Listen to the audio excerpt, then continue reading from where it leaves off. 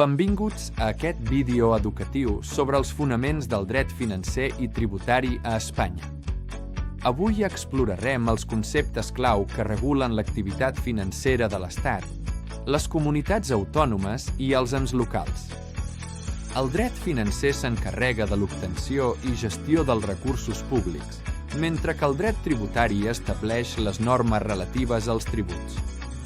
Un tribut és una prestació pecuniària obligatòria exigida per les administracions públiques per finançar les despeses públiques.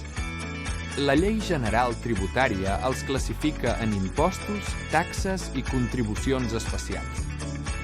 L'article 31.1 de la Constitució espanyola estableix que tots han de contribuir al sosteniment de les despeses públiques segons la seva capacitat econòmica. Aquest sistema tributari ha de ser just, inspirat en els principis d'igualtat i progressivitat, i en cap cas tindrà caràcter confiscatori.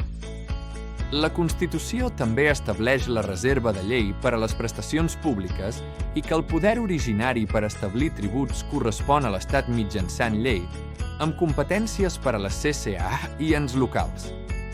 Els principis bàsics del dret tributari inclouen la capacitat econòmica, la igualtat, la generalitat, la progressivitat i la no confiscatorietat.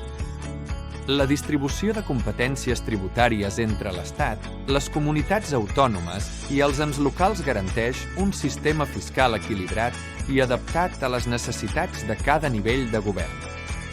El poder financer no és il·limitat, sinó que està subjecte a límits constitucionals, la reserva de llei, límits materials i competencials, assegurant la justícia i la seguretat jurídica.